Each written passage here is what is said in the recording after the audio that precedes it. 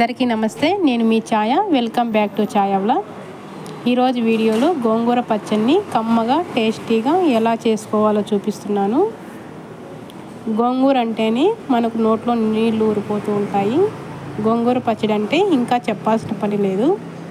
వేడి వేడి అన్నంతో ఎంతో తింటున్నామో తెలియకుండానే చాలా తినేస్తుంటాము కదా.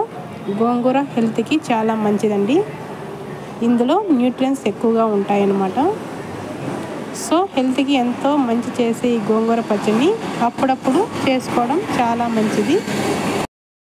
ఈరోజైతే నేను విలేజ్ స్టైల్లో ఈ గోంగూర పచ్చడిని ఎలా చేసుకోవాలో చూపిస్తున్నాను. ఈ గోంగూర పచ్చడి ఫ్రిడ్జ్లో కనుక స్టోర్ చేసుకుంటే 10 రోజుల పైనే మనం తినవచ్చు. ఇలా నేను చెప్పినట్టుగా చేస్తే మరి ఇంకా అస్సలు లేట్ చేయకుండా నోరూరించి గోంగూర పచ్చడిని ఎలా చేయాలో చూసేద్దామా. ముందుగా స్టవ్ మీద ప్యాన్ పెట్టుకొని అందులోకి 2 స్పూన్స్ దాకా మెంతులు వేసుకొని ద్వారగా వేయించుకోవాలి. అలాగే అందులోకి 1 స్పూన్ దాకా ధనియాలను తీసుకొని ద్వారగా వేయించుకొని పక్కన పెట్టుకోండి. నేనైతే ఇక్కడ ధనియాల పౌడర్ని తీసుకున్నాను. మీకు ఏవి అవైలబుల్గా ఉంటే అవి తీసుకోండి. ఇప్పుడు అదే ప్యాన్లోకి 1 టేబుల్ స్పూన్ దాకా ఆయిల్ వేసుకోండి. ఆయిల్ హీట్ అయినాక ఇందులోకి ఒక 15 ఎండుమిరపకాయలను వేసుకోండి. అలాగే కొంచెం కరివేపాకును వేసుకొని ఈ విధంగా ద్వారగా వేయించుకోండి. ఈ విధంగా వేయించుకున్న తర్వాత అందులోనే 7-8 వెల్లుల్లి రెబ్బలను వేసుకొని వీటిని కూడా బాగా వేయించుకోండి. ఈ విధంగా వేయించుకున్న తర్వాత వేరొక ప్లేట్లోకి తీసుకొని చల్లారనివ్వండి. ఇప్పుడు అదే ప్యాన్లోకి 1 టేబుల్ స్పూన్ దాకా ఆయిల్ వేసుకొని ఆయిల్ హీట్ అయ్యాక ఇందులోకి చిన్న కట్టలు అయితే 4, మీడియం సైజ్ కట్టలు అయితే 2 దాకా తీసుకొని ఆకుల్ని శుభ్రం చేసుకొని ఇందులో వేయండి. గోంగూర పచ్చడికి ఎప్పుడైనా కారం ఉప్పు కరెక్ట్గా ఉండాలన్నమాట. అప్పుడే టేస్ట్గా ఉంటుంది. ఇప్పుడు సన్న మంటలో ఈ విధంగా కలుపుకుంటూ మగ్గించుకోవాలి. ఇప్పుడు మూత పెట్టేసి మధ్యలో కలుపుకుంటూ మగ్గించుకోవాలి. ఇప్పుడు ఇందులోకి 1 నిమ్మకాయ సైజ్ అంతా చింతపండుని యాడ్ చేసుకొని మగ్గించుకోండి. ఇలా అంతా కూడా సాఫ్ట్గా పూర్తిగా మగ్గిపోయేంత వరకు మగ్గించుకోవాలి. గోంగూరలో వచ్చే చెమ్మ ఇలా లైట్గా డ్రైగా ఉండాలన్నమాట. పూర్తిగా డ్రైగా అయిపోయేంత వరకు ఫ్రై చేయకూడదు. పచ్చడి గుజ్జుగా మీకు కరెక్ట్గా రావాలంటే ఇందులోకి కాస్త చెమ్మ అనేది ఉండాలి. ఇప్పుడు స్టవ్ ఆఫ్ చేసి పక్కన పెట్టండి. ఇదంతా పూర్తిగా చల్లారనివ్వండి. ఇది చల్లారేలోపు ఫస్ట్ మనం వేయించి పెట్టుకున్న మిశ్రమాన్ని మిక్సీ పట్టుకుందాం.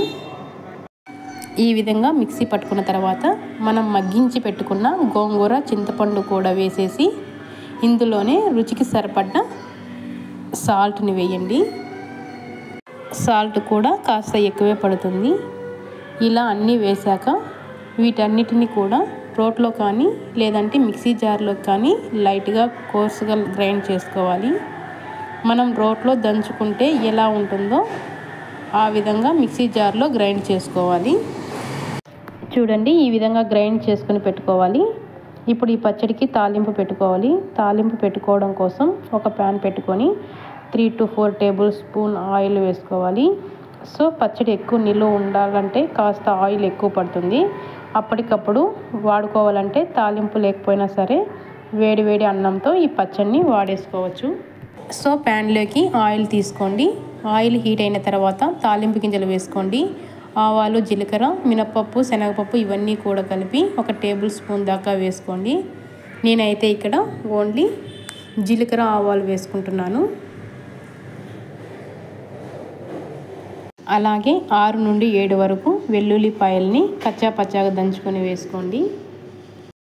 ఇందులోనే 3 లేదా 4 ఎండుమిరపకాయలను వేసుకోండి. అలాగే 2 రెమ్మల కరివేపాకును వేసుకోండి. సో తాలింపుని దోరగా నూనెలో వేయించుకోవాలి. తర్వాత మనం ముందుగా గ్రైండ్ చేసుకొని పెట్టుకున్న గోంగూర పచ్చడి మొత్తాన్ని ఈ పాన్లోకి వేసి 5 మినిట్స్ పాటు సన్నని మంట మీద మధ్య మధ్యలో కలుపుతూ ఆయిల్లో ఫ్రై చేసుకోవాలి. ఇంకా స్టవ్ ఆఫ్ చేసి ఆ ప్యాన్ని పక్కకు దించేసుకోండి. అంతే, నోరూరించే సూపర్ టేస్టీ గోంగూర పచ్చడి రెడీ అయిపోతుంది. ఈ పచ్చడిని ఒక బాక్స్లో పెట్టేసుకొని ఫ్రిడ్జ్లో స్టోర్ చేసుకుంటే 10 డేస్తో పాటు పచ్చడిని సర్వ్ చేసుకోవచ్చు. వేడి వేడి అన్నంతో గోంగూర పచ్చడి కొద్దిగా అలా కలుపుకొని తింటుంటే ఇంకా అమృతమే. మరి టేస్టీ గోంగూర పచ్చడిని మీరు కూడా ఇంట్లో తప్పకుండా ట్రై చేయండి. ట్రై చేసి టేస్ట్ చేశాక మీ ఫీడ్బ్యాక్ని నాతో క్రింది కామెంట్ సెక్షన్లో కామెంట్ చేయండి. మర్చిపోకండి, ఈ వీడియో నచ్చితే లైక్ చేయండి. ఫ్రెండ్స్కి, రిలేటివ్స్కి షేర్ చేయండి. మరిన్ని టేస్టీ రెసిపీస్ కోసం ఛాయా వ్లాగ్ ఛానల్ని సబ్స్క్రైబ్ చేయండి.